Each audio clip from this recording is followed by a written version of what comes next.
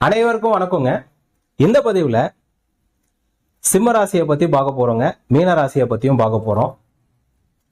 இந்த பதிவுல ஒரு சயின்டிபிக்கா சோலார் சிஸ்டம், நவ கிரகங்கள் எப்படி இயங்குறாங்க, அவங்க இயங்குறதால நம்ம வாழ்க்கையில என்னென்ன மாற்றங்கள் ஏற்படுது, நம்ம வாழ்க்கையில என்னென்ன பிரச்சனைகள் ஏற்படுது, நம்ம எவ்வளோ பெரிய சிக்கல்களை சந்திக்கிறோம், எவ்வளோ பெரிய நன்மைகளை சந்திக்கிறோம், இது எல்லாத்தையும் இந்த சின்ன பசங்க இருப்பாங்க, சோலார் சிஸ்டம்னா படிச்சிருப்பாங்க.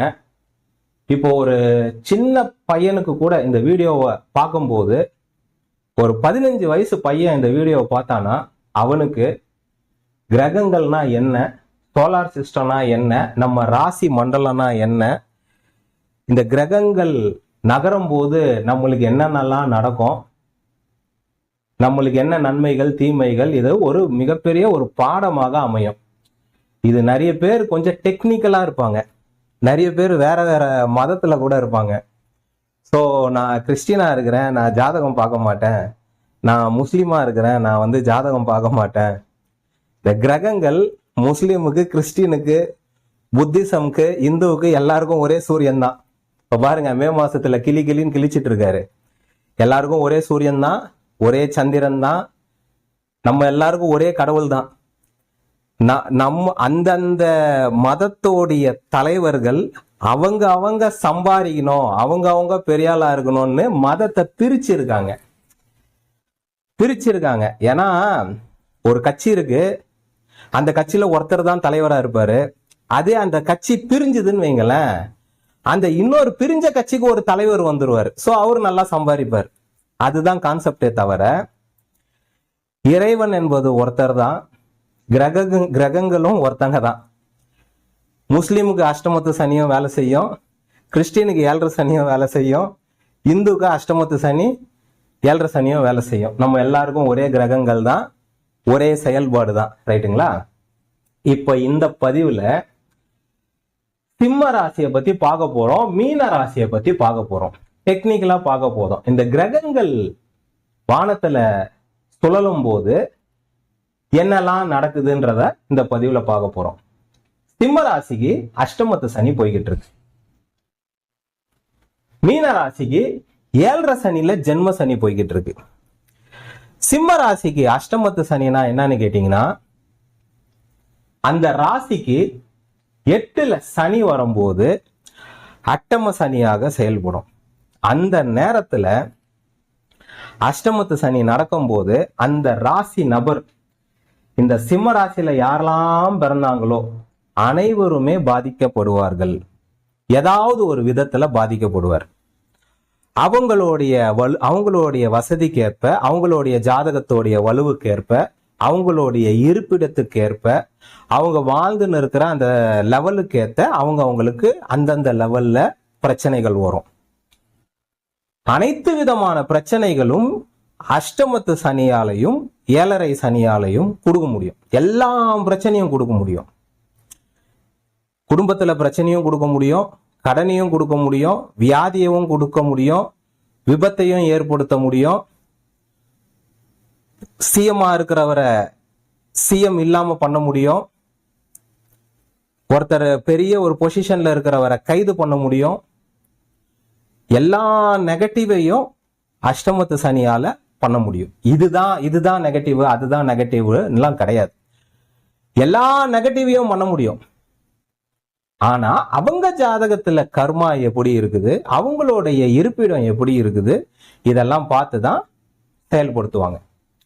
பேசிக்கா பெரும்பாலான மக்கள் என்ன மாதிரி ஒரு அஷ்டமத்து சனியில எதுலெல்லாம் அவஸ்தைப்படுவாங்கன்னு பாத்தீங்கன்னா, ஃபர்ஸ்ட் குடும்ப தகராறு ஏற்படும், கணவன் மனைவிக்கு பிரச்சனை ஏற்படும், அம்மா அப்பா கூட பிரச்சனை ஏற்படும், கருத்து வேறுபாடு ஏற்படும், வேலையில பிரச்சனை ஏற்படும், வேலை இழப்பு ஏற்படும், வேலை கிடைக்காம அவஸ்தைப்படுற மாதிரி இருக்கும், வேலையில ஸ்பெஷர் ஏற்படும், வேலையில மேனேஜர் ஏதாவது ப்ராப்ளம் பண்ணலாம்.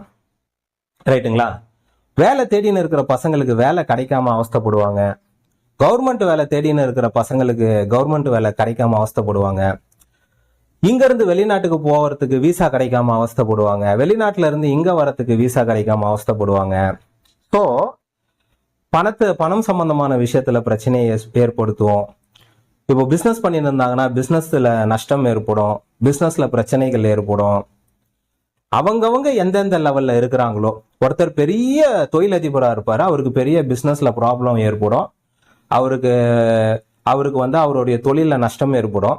ஒருத்தர் வேலைக்கு போயின்னு இருப்பாரு, அவருக்கு வேலையில பிரச்சனை வரும். ஒருத்தர் படிச்சுன்னு இருப்பாரு, அவருக்கு படிப்புல மார்க் கம்மியாகும். ஒருத்தங்க லவ் பண்ணிட்டு இருப்பாங்க, அந்த காதல்ல பிரச்சனை வரும். ஸோ அவங்கவங்க அந்தந்த வயசுல, இப்ப வயசானவங்களுக்கு எதுல பிரச்சனை வரும்? ஹெல்த் இஷ்யூஸ் வரும். வயசானவங்களுக்கு ஒரு 50 வயசு மேல இருக்கிறவங்களுக்கு எதுல இருந்து எங்க பிரச்சனை வரும்? எங்க அடிச்சா அவங்களுக்கு வலிக்கும்? அவங்க குழந்தைங்களுக்கு கல்யாணம் ஆகும் போது, கல்யாணம் பண்ண வாழ்க்கையில ஸோ அவங்களுக்கு ஏதாவது பாதிப்பு ஏற்படும் போது, இல்ல அவங்களுக்கு ஏதாவது ஹெல்த் இஷ்யூஸ் ஏற்படும் போது அவங்களுக்கு கஷ்டம் ஏற்படும். ஸோ அவங்களுடைய இருப்பிடத்துக்கு ஏத்த மாதிரி, அவங்களுடைய லெவலுக்கு ஏத்த மாதிரி, ஒரு காமன் மேனுக்கு குடும்பத்துல பிரச்சனை வரும், வேலையில பிரச்சனை வரும், பணத்துல பிரச்சனை வரும், தொழில பிரச்சனை வரும், கடன் ஏற்படும்.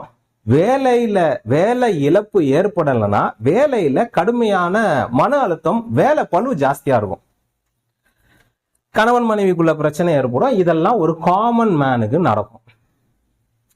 இப்போ ஒருத்தர் அரசியல்ல இருக்கிறாரு, பெரிய பணக்காரரா இருக்காருன்னா அவருக்கு பெரிய பெரிய பண பிரச்சனை ஏற்படும், பேங்க்ரப்சி ஏற்படும், பதவி இழப்பு ஏற்படும், இந்த மாதிரி விஷயங்கள்லாம் ஏற்படும்.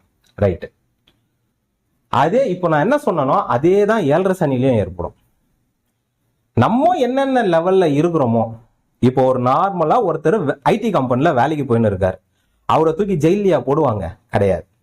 அவருக்கு எங்க பிரச்சனை ஏற்படும்? ஒண்ணு கணவன் மனைவியோட பிரச்சனை ஏற்படும், இல்லைன்னா வேலையில பிரச்சனை ஏற்படும், அவ்வளவுதான்.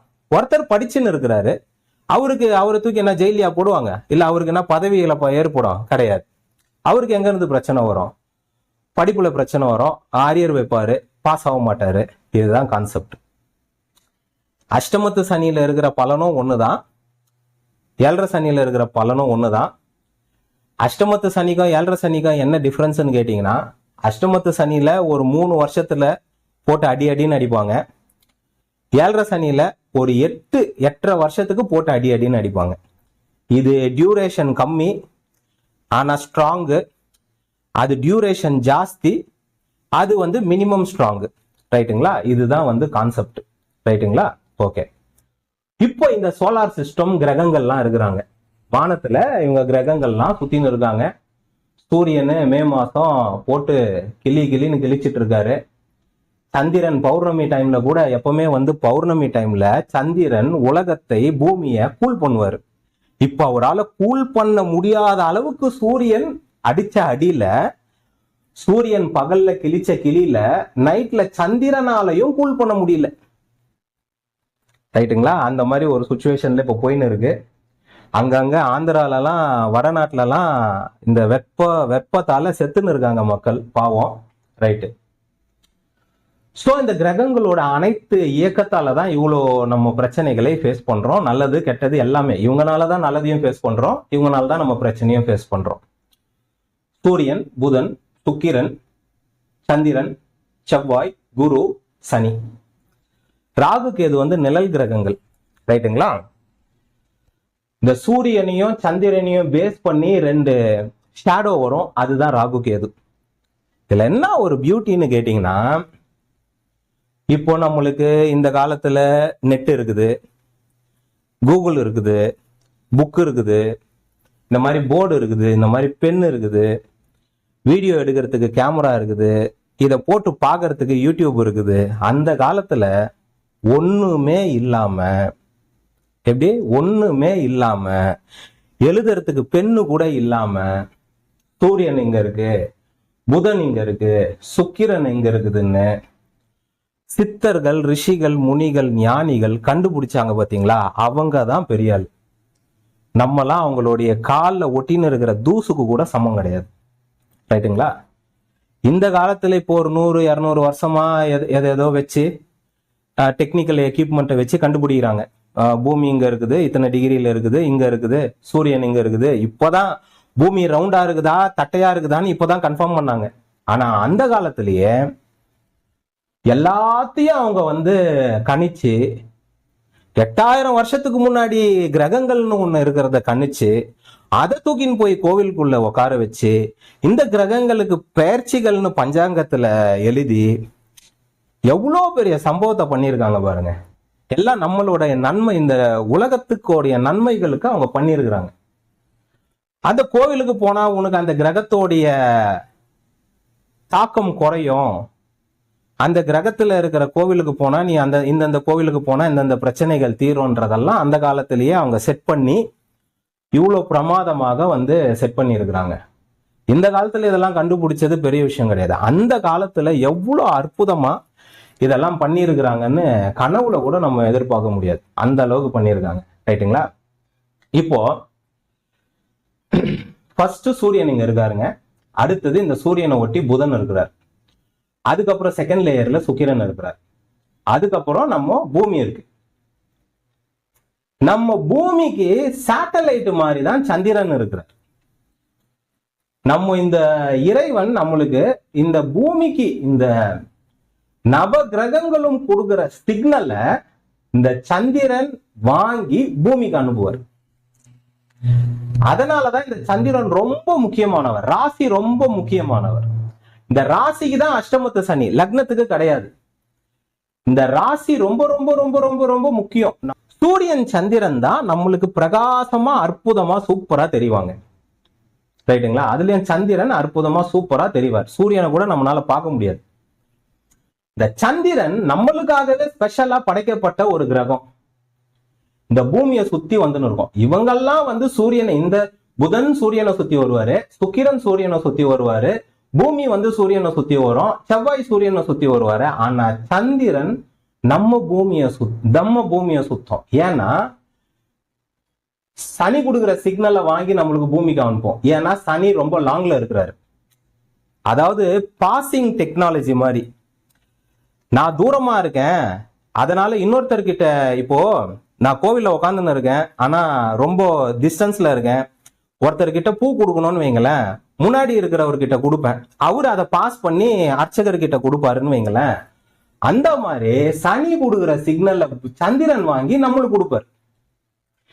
சூரியன் கொடுக்குற சிக்னல் சந்திரன் வாங்கி பூமிக்கு கொடுப்பார். புதன் கொடுக்குற சிக்னலையும் சந்திரன் வாங்கி பூமிக்கு கொடுப்பார். எல்லா கிரகத்தோடைய சிக்னலை வாங்கி, பவரை வாங்கி பூமிக்கு கொடுப்பார். அதனாலதான் அனைத்து யோகங்களும் சந்திரனை பத்தி பேஸ் பண்ணி இருக்கு. கோச்சாரமும் சந்திரனை பேஸ் பண்ணி இருக்கு, தசாபுக்தியும் சந்திரனை பேஸ் பண்ணி இருக்கு. நீ எந்த ராசின்னு கோவிலுக்கு போய் சொல்லும் போது ராசியை தான் ஃபர்ஸ்ட் சொல்றீங்க, லக்னத்தை சொல்றது கிடையாது கோவில்ல. ஆனா லக்னத்தை வச்சுதான் ஜாதக பலன். லக்னத்தை விட்டுறக்கூடாது. லக்னத்தை கொடுக்கிறவர் சூரியன், ராசியை கொடுக்கக்கூடியவர் சந்திரன். இந்த சந்திரன் மோஸ்ட் இம்பார்ட்டன்ட். இப்ப சிம்ம ராசிக்கு தான் அஷ்டமத்து சனியை தவிர சிம்ம லக்னத்துக்கு கிடையாது. இன்னும் அதுவே நிறைய பேருக்கு தெரியல. மீன ராசிக்கு தான் 7.5 சனி, ஜென்ம சனியை தவிர மீன லக்னத்துக்கு கிடையாது. ரைட்டுங்களா? அந்த மீன ராசியில இதுதான் மீனம், இந்த கார்னர்ல இருக்கும். இந்த இடத்துல உங்க ஜாதகத்துல சந்திரன் போட்டிருப்பாங்க, அதுதான் மீன ராசி. இந்த இடத்துல சந்திரன் போட்டிருப்பாங்க, அதுதான் சிம்ம ராசி. ரைட்டுங்களா? ஓகே. இந்த கிரகங்கள் சூரியனை அவங்கவுங்க பிளேஸ்ல சுத்திக்கிட்டே இருப்பாங்க. இதை இப்ப நீங்க பார்க்கும்போது உங்களுக்கு ஒரு விஷயம் தெரியும். இந்த சோலார் சிஸ்டத்தை நீங்க ஓபன் பண்ணி பார்க்கும்போது ஒரு முக்கியமான விஷயத்த மறந்துட்டேங்க. உங்களுக்கு சப்போஸ் ஏதாவது தெரியலன்னா நீங்க போன்ல பாத்தீங்கன்னா கேமராவை ஜூம் பண்ணி பாருங்க, அந்த டிஸ்பிளேவை ஜூம் பண்ணி பாருங்க, உங்களுக்கு கிளீனா தெரியும். ஜூம் பண்ணீங்கன்னா கிளீனா தெரியும், ஆனா டிவில போட்டீங்கன்னா தெரியாது. ரைட்டுங்களா?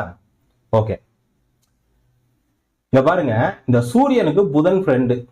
ஏன்னா பக்கத்துல இருக்கிறதால ஃப்ரெண்டு. எப்பவுமே பக்கத்து வீட்டுக்காரங்களோட நட்பா இருக்கணும், அதை தான் இவங்க சொல்றாங்க. ரைட்டுங்களா? பக்கத்துல இருக்கிறவங்களோட எப்பவுமே ஃப்ரெண்ட்ஷிப்பா இருக்கணும். சூரியனுக்கு புதன் ஃப்ரெண்டு, புதனுக்கு சுக்கிரன் ஃப்ரெண்டு. ரைட்டுங்களா? சந்திரனை விட்டுருங்க, ஏன்னா சந்திரன் நம்மள சுத்துறாரு. அவருக்குன்னு ஒரு நீள்வட்ட பாதை கிடையாது. அவர் நம்மள சுத்துறார், பூமியை சுத்துறார், எர்த்து. செவ்வாய் குருவுக்கு ஃப்ரெண்டு. இந்த சந்திரன் செவ்வாய்க்கு ஃப்ரெண்டு. சந்திரன் செவ்வாய்க்கு ஃப்ரெண்டு, செவ்வாய் குருவுக்கு ஃப்ரெண்டு, குரு சனிக்கு ஃப்ரெண்டு. பாருங்க, பக்கத்துல இருக்கிறவங்க எல்லாம் அப்படியே ஃப்ரெண்டா இருக்காங்க பாருங்க. ஏன் இன்ஃபேக்ட் சூரியனும் சுக்கிரனும் கூட எதிரி கிரகங்கள் கிடையாது. ரைட்டுங்களா? ஓகே. இப்போ அவங்களுடைய நீள்வட்ட பாதையில சுத்தின்னு இருக்கிறாங்க. ரைட்டு.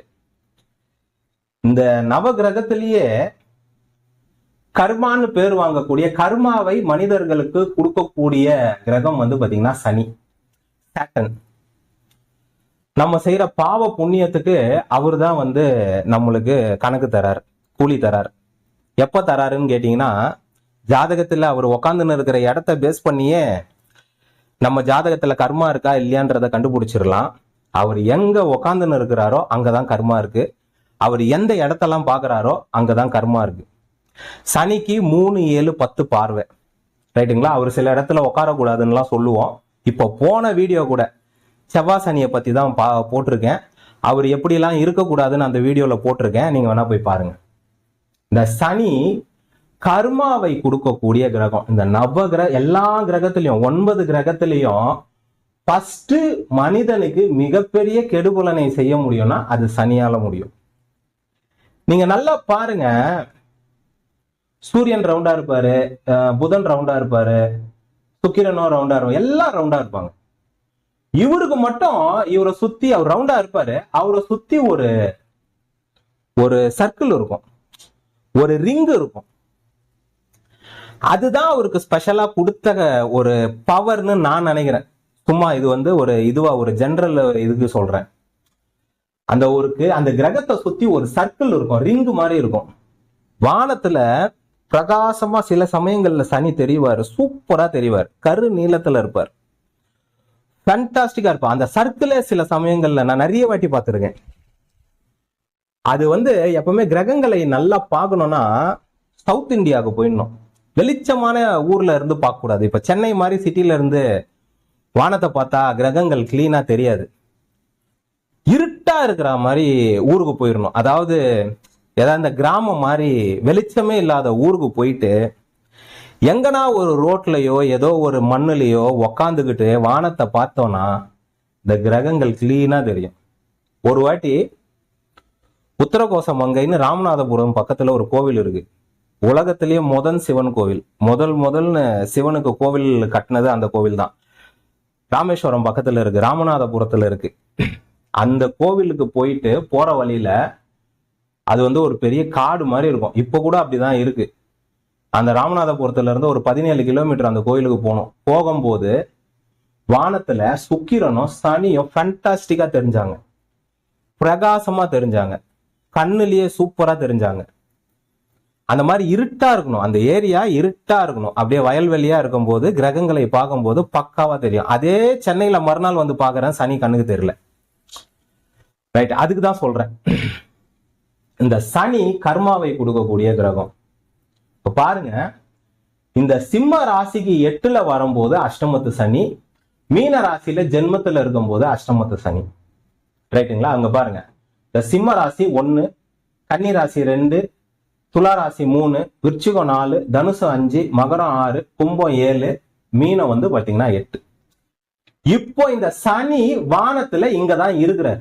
இந்த ராசிக்கு 8ல இருக்கிறார். இந்த ராசிக்கு 8ல இருக்கிறதாலதான் எப்பெல்லாம் சிம்ம ராசிக்கு மீனத்துல சனி வராரோ சிம்ம ராசிக்கு அஷ்டம சனி வரும். எப்பெல்லாம் மீனத்துக்கு மேல சனி வராரோ மீன ராசிக்கு ஜென்ம சனி வரும். அதாவது அந்த கிரகம் தலை மேல இருக்கிறது ஜென்ம சனி, அந்த ராசிக்கு 8ல இருக்கிறது அஷ்டம சனி. புரியுதுங்களா? ஒரு சின்ன பசங்க பார்த்தா கூட சின்ன வயசுலயே அவங்களுக்கு அஸ்ட்ராலஜி நாலேஜ் வந்துருச்சுன்னா அவங்க சாவர வரைக்கும் மறக்க மாட்டாங்க. ஒரு மனிதனுக்கு ஜோதிடம் தெரிஞ்சு போச்சுன்னா அந்த மனிதன் அதுக்கப்புறம் வந்து நிறைய கர்மா பண்ண மாட்டான். அந்த மனிதன் அவன் வாழ்க்கையில பெரிய தவறுகள் பண்ண மாட்டான், யாரையும் ஏமாத்த மாட்டான், ஆன்மீகத்துல போயிடுவான். ரைட்டுங்களா? அதுக்குதான் எடுக்கிறேன். இப்போ இந்த கிரகங்கள்லாம் ஏன் சார் கர்மாவை கொடுக்காம இவரு கொடுக்குறாருன்னு கேட்டீங்கன்னா, இருக்கிற அந்த பதவிய, அந்த கர்மாவை செலுத்தக்கூடிய வேலையை ஏன் இந்த கிரகங்கள் கிட்ட, இந்த கிரகத்துக்கிட்ட கடவுள் கொடுத்தாருன்னு கேட்டீங்கன்னா, இந்த சோலார் சிஸ்டம் நீள்வட்ட பாதையில ஒன்னொன்னா இருக்கு, கிரகங்கள் அப்படியே இருக்காங்க.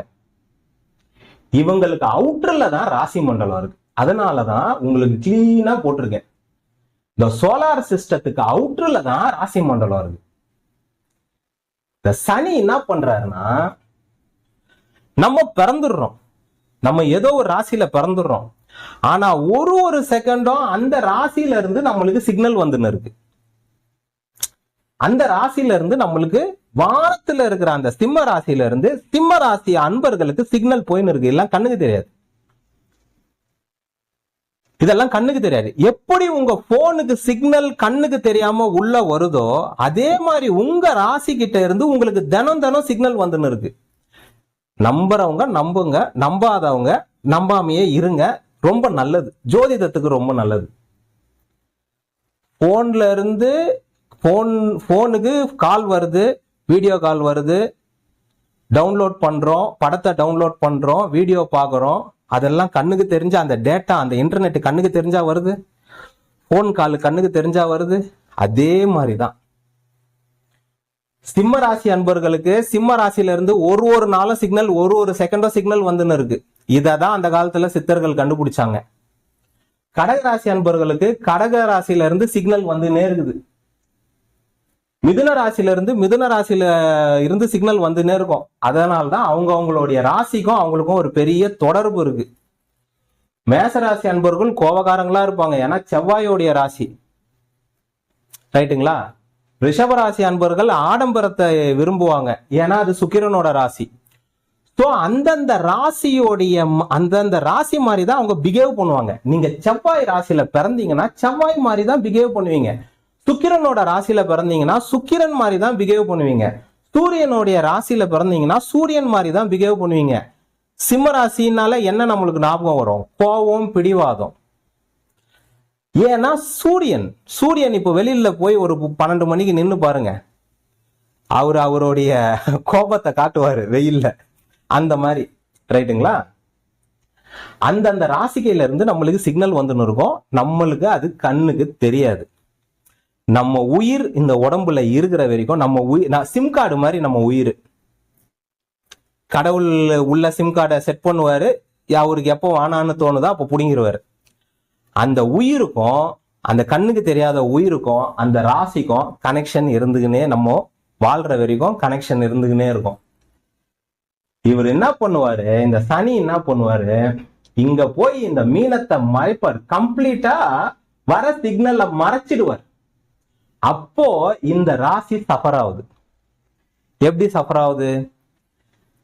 ஒரு ராசிக்கு அஷ்டமத்து சனி நடக்கும் போது ஃபர்ஸ்ட் அவர் தவறுகள் பண்ணுவாரு, பைனான்சியலா தவறு பண்ணுவாரு, ஆபீஸ்ல கோவப்பட்டு பேசுவாரு, வீட்டுல கோவப்பட்டு பேசுவாரு, தவறான முடிவுகள் எடுப்பாரு, தவறான டிசிஷன்கள் எடுப்பாரு.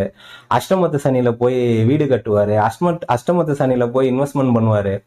அந்த மாதிரி அவர் சில சம்பவங்களை, ஏன்னா அவருக்கு ராசிக்கு கிடைக்கக்கூடிய சிக்னல் 8ஆம் இடத்துல இருக்கிற சனியால மறைக்கப்படுவதால, 8ஆம் இடத்துல போய் அந்த உயிர் நாடியில போய் சனி உக்காந்ததால, அந்த ராசிக்கு கிடைக்கக்கூடிய சிக்னல் கிடைக்காததால அவர் அந்த டைம்ல அவருக்கு பிளக்சுவேஷன் ஆகுது, வைப்ரேஷன் ஆகுது. அவரால் ஸ்டாண்டர்டா நிக்க முடியல அந்த காலகட்டத்துல. அதனாலதான் சிம்ம ராசியில எப்பேற்பட்ட கொம்பனா இருந்தாலும், அஷ்டம சனியில எப்பேற்பட்ட கொம்பனா இருந்தாலும், 7.5 சனியில எப்பேற்பட்ட கொம்பனா இருந்தாலும் சனிக்கு முன்னாடி விழுந்துதான் ஆகணும். அஷ்டம சனி 7.5 சனியில எவ்வளவு பெரிய பணக்காரராவனா இருக்கட்டும், எவ்வளவு பெரிய அரசியல்வாதியா இருக்கட்டும், எவ்வளவு பெரிய பவர்ஃபுல் மேனா இருக்கட்டும், எத்தனை கோடி 3 லட்சம் கோடி சொத்து இருக்கட்டும், அஷ்டமத்து சனி வந்தா அது வேலையை அது காட்டும். இந்த கிரகங்களை மீறி நம்மனால ஒன்னும் கலட்ட முடியாது. இந்த கிரகங்களை மீறி நம்மனால ஒன்னும் ஆகாது. இப்போ எலெக்ஷன் நடந்தது தமிழ்நாட்டுல. இந்த ராசியில 2 கட்சியோடைய தலைவர் இருந்தாங்க. சிம்ம ராசியில 2 கட்சியோட தலைவர் இருந்தாங்க.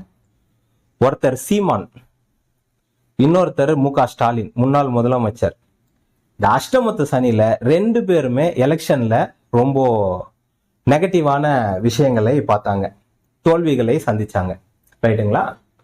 எவ்வளவு பெரிய பணக்காரரா இருந்தாலும் எவ்வளவு பெரிய ஏழ்மையானவரா இருந்தாலும் அந்த அஷ்டமத்து சனியில அந்த பலனை அவர் அனுபவிச்சுதான் ஆகணும், வேற ஆப்ஷனே கிடையாது.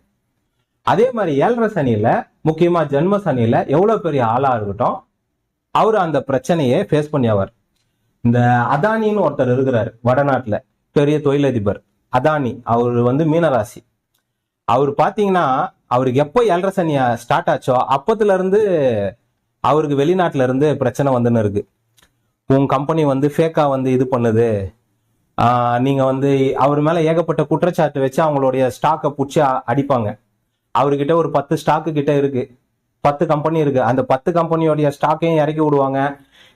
திருப்பி ஒரு கஷ்டப்பட்டு ஏத்துவாரு, திருப்பி வந்து அவரு அடிப்பாங்க. இதே ஒரு 3 வருஷமா இதே ஒரு இதுவா போயின்னு இருக்கு, ரைட்டுங்களா? ஸோ எவ்வளவு பெரிய பணக்காரரா இருந்தாலும் சரி, எவ்வளவு பெரிய அரசியல்வாதியா இருந்தாலும் சரி, அந்த அஷ்டமத்து சனி 7.5 சனி டைம்ல அவங்க சஃபர் ஆவாங்க. நம்மளுடைய நம்ம இதான் ராசின்னு வைங்களேன், நம்ம சிம்ம ராசின்னு வைங்களேன். இந்த சிம்ம ராசிக்கு 8ஆம் இடம் என்பது ரொம்ப முக்கியமான இடம். அதாவது நம்ம கழுத்து மாதிரி. இந்த சனி இந்த 8ஆம் இடத்துக்கு போகும்போது நம்ம கழுத்தை பிடிக்கிற மாதிரி. நம்ம கழுத்தை பிடிச்சா நம்ம எதுவுமே பண்ண முடியாது. 8ஆம் இடம் தான் ஆயுள் ஸ்தானம். இந்த 8ஆம் இடத்தால அனைத்து விதமான கெடுபலனையும் செய்ய முடியும். அதனாலதான் இந்த ராசிக்கு 8ஆம் இடம். அப்படியே இங்க இருந்து அப்படியே எண்ணிட்டு போனோம். 1 2 3 4 5 6 7 8ன்னு எண்ணணும்.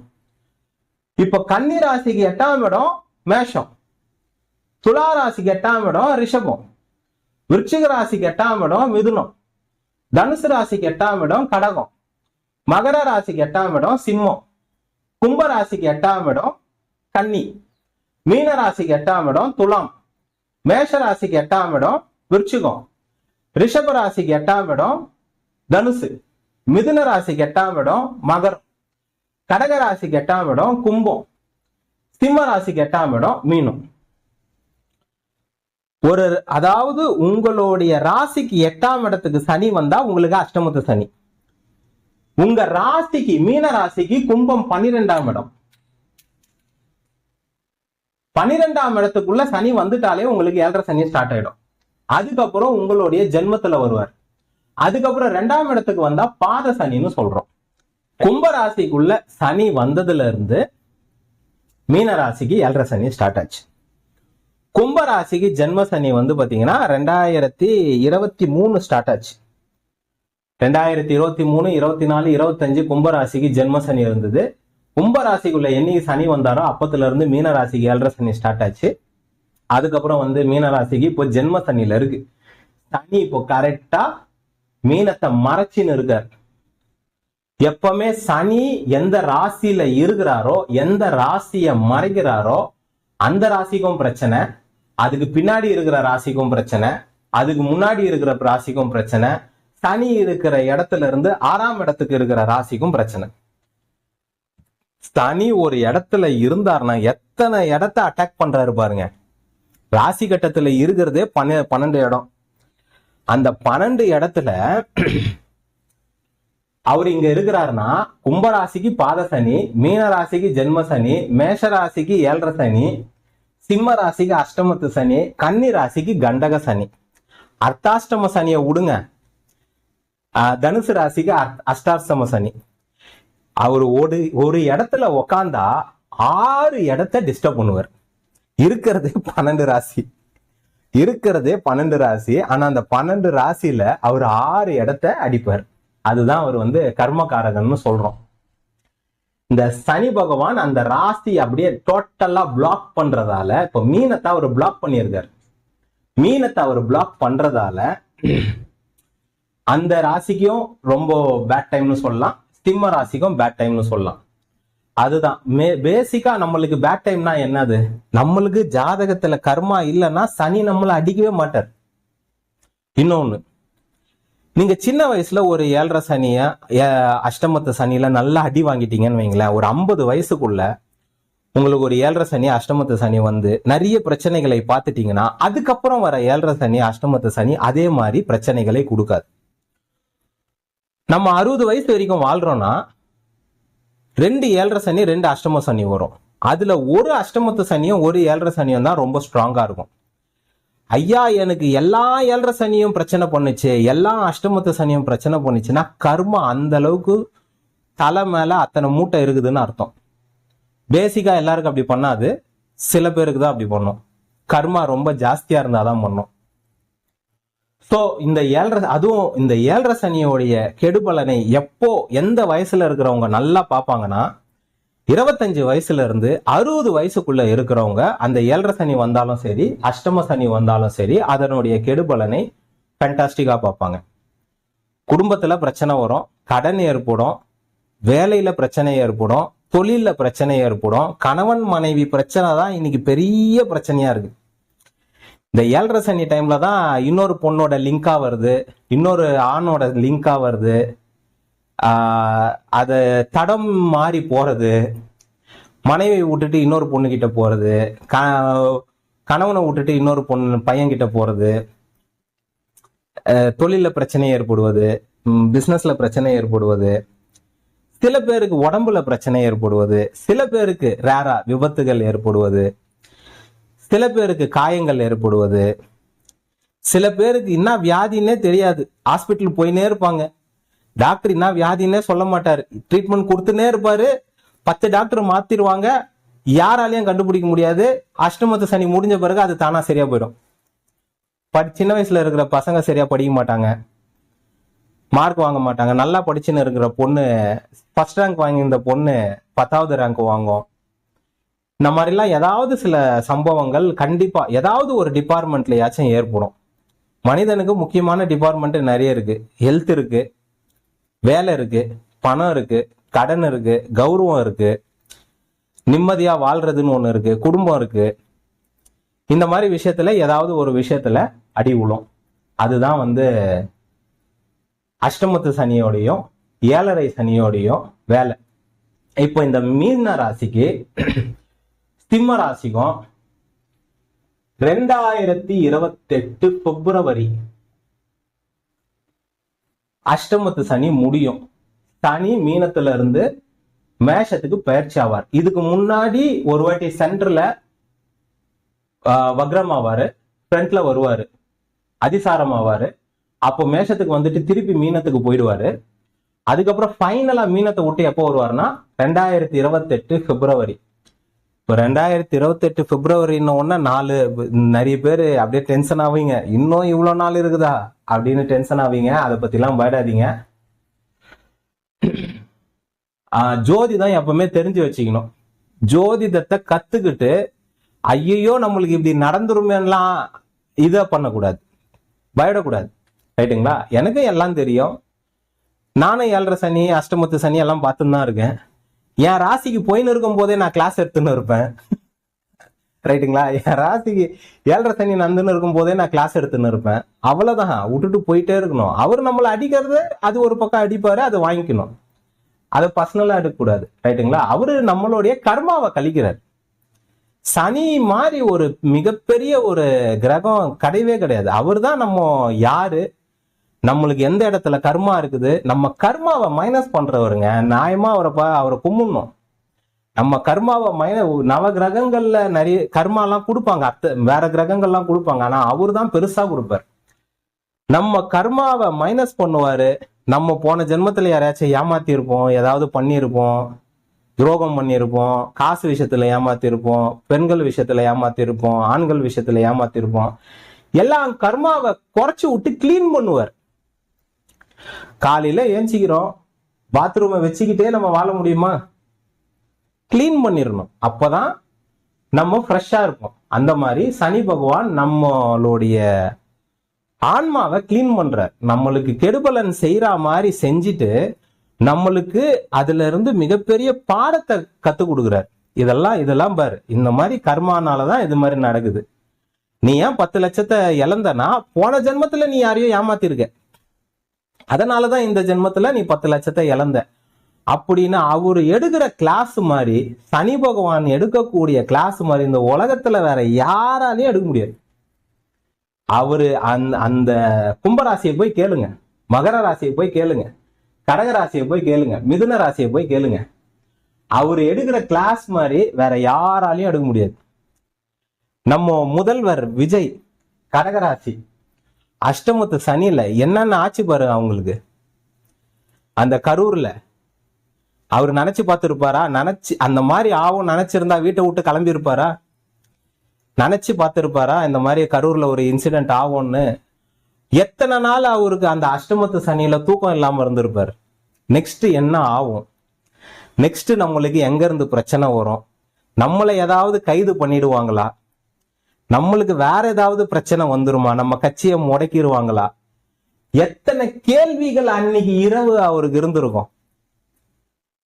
அப்படியே நீங்க அவரு அந்த கரூர்ல இருந்து ஏர்போர்ட்டுக்கு போகும்போது அந்த மூஞ்ச பாருங்க, அந்த மூஞ்சி சொல்லும் அந்த எவ்வளோ அந்த ரணகலமா போயிட்டு இருந்தாரு அவரு.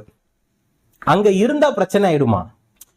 அந்த மாதிரி அஷ்டமத்து சனியில ஏகப்பட்ட பிரச்சனைகளை சந்திச்சு அந்த அஷ்டமத்து சனி முடிஞ்ச பிறகு பெரிய கிஃப்ட கொடுப்பாரு. அதனாலதான் அந்த காலத்திலேயே சித்தர்கள் என்ன சொல்லியிருக்காங்கன்னா, சனி போல கெடுக்கிறவரும் கிடையாது, சனி போல கொடுக்கிறவரும் கிடையாது. அதாவது எவ்வளவு கெடுக்கணுமோ கெடுத்தாரு, கடகராசியை எவ்வளவு கெடுக்கணுமோ கெடுத்தாரு, அஷ்டம சனி முடிஞ்ச உடனே எவ்வளவு கொடுக்கணுமோ அதையும் கொடுத்தாரு. கனவுல அவரே கனவுல கூட நினைச்சு பார்த்திருக்க மாட்டார் நம்ம சிஎம் ஆகும்னு. ரைட்டுங்களா? அந்த மாதிரி சிம்ம ராசிக்கும் உங்களுக்கும் அதே தான் சொல்றேன். எவ்வளோ இப்போ அவரு கெடுபலனை செஞ்சாலும், உங்க தொழிலை முடக்கினாலும், உங்க குடும்பத்துல பிரச்சனையை ஏற்படுத்தினாலும், கணவன் மனைவிக்கு பெரிய ப்ராப்ளத்தை ஏற்படுத்தினாலும், வேலை இல்லாம இப்போ இந்த வெளிநாட்டுல இருக்கிறவங்க தான் ரொம்ப சஃபர் ஆவறீங்க. விசா கிடைக்காம இந்த ட்ரம்ப் வந்ததுல இருந்து பெரிய தலைவலியா இருக்கு வெளிநாட்டுல வாழ்றவங்களுக்கு. ஸோ அவங்களுக்கு அந்த வேலை விஷயத்துல எல்லாம் பிரச்சனை ஏற்படுது. ஸோ எல்லா பிரச்சனையும் அந்த அஷ்டமத்து சனி விலகின உடனே நன்மையா மாறிடும். டபுள் ட்ரிபிளா உங்களுக்கு ரிட்டர்ன் குத்துருவாங்க. அஷ்டம சனின்னு ஒண்ணு வரும், அடிப்பாங்க, கிளாஸ் எடுப்பாங்க, இதெல்லாம் தப்புன்னு சொல்லி கொடுப்பாங்க, கடவுள்னா யாருன்னு சொல்லி கொடுப்பாங்க, ஜோதிடம் யாருன்னா சொல்லி கொடுப்பாங்க, எல்லாத்தையும் சொல்லி கொடுத்துட்டு போகும்போது முடிக்கும் போது நன்மையை செஞ்சிருவாங்க. அதே மாதிரிதான் இப்ப மீனராசிக்கும் போட்டு மீனராசியை அடி அடி அடின்னு அடிச்சுன்னு இருக்காரு. வெளியில தெரியாம மீனராசி அடி வாங்கின்னு இருக்காங்க.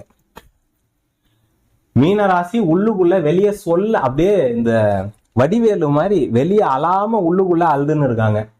ரைட்டுங்களா?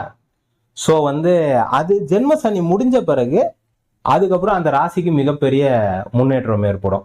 7.5 சனி முடிஞ்ச பிறகு மிகப்பெரிய வளர்ச்சி ஏற்படும். அதாவது 7.5 சனி அஷ்டமத்து சனியில அப்படியே அவங்க கீழே வருவாங்க, அது முடிஞ்ச பிறகு அப்படியே திருப்பி மேலே போயிடுவாங்க. ரைட்டுங்களா? இதுதான் இந்த மாதிரி சாட்டு நான் ஏன் போட்டேன்னா, ஒரு சின்ன பசங்களுக்கும் இதை பார்த்தாங்கன்னா புரியணும், பெரியவங்களுக்கும் இது தெரியாது.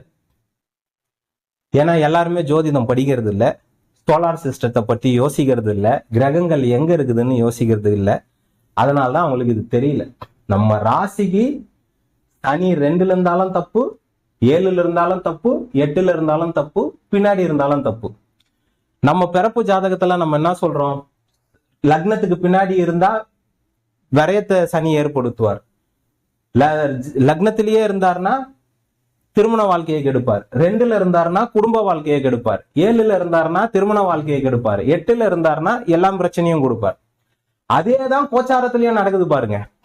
அதேதான் ஜாதகத்துல என்ன நடக்குதோ, நம்மளுடைய ஜாதகத்துல அவரு 1, 2, 7, 8ல இருந்தா என்ன கெடுபலனை செய்யறாரோ அதையே தான் தலைவர் கோச்சாரத்திலையும் வானத்திலையும் செய்யறாரு.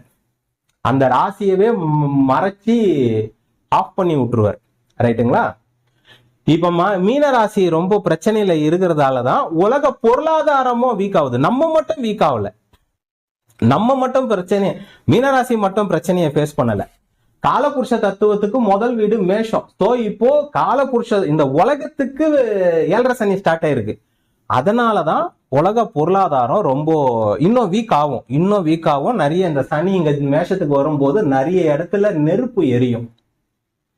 அது பாமா இருக்கலாம், இல்ல நியூக்ளியர் பாமா இருக்கலாம், இல்ல போரா இருக்கலாம், இல்ல ஃபயர் இன்சிடென்டா இருக்கலாம்.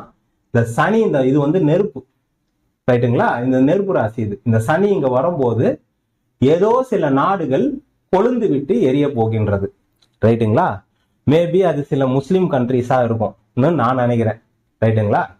இதுதான் விஷயம். ஸோ இந்த பதிவில் சிம்ம ராசியோடைய அஷ்டமத்து சனியும் பார்த்துருக்கோம், மீன ராசியோடைய 7.5 சனி ஜென்ம சனியும் பார்த்துருக்கோம். உங்களுக்கு புரிஞ்சிருக்கும்னு நான் நினைக்கிறேன். புரியாதவங்களுக்கு கூட இந்த டாபிக் ரொம்ப புரிஞ்சிருக்கும்னு நினைக்கிறேன். உங்களுக்கு வேர்டிங்ஸ் ஏதாவது சின்னதாக இருந்ததுன்னா ஜூம் பண்ணி பாருங்க, ஃபேண்டாஸ்டிக்காக தெரியும். சரிங்களா? நன்றி, வணக்கம், வாழ்க வளமுடன்.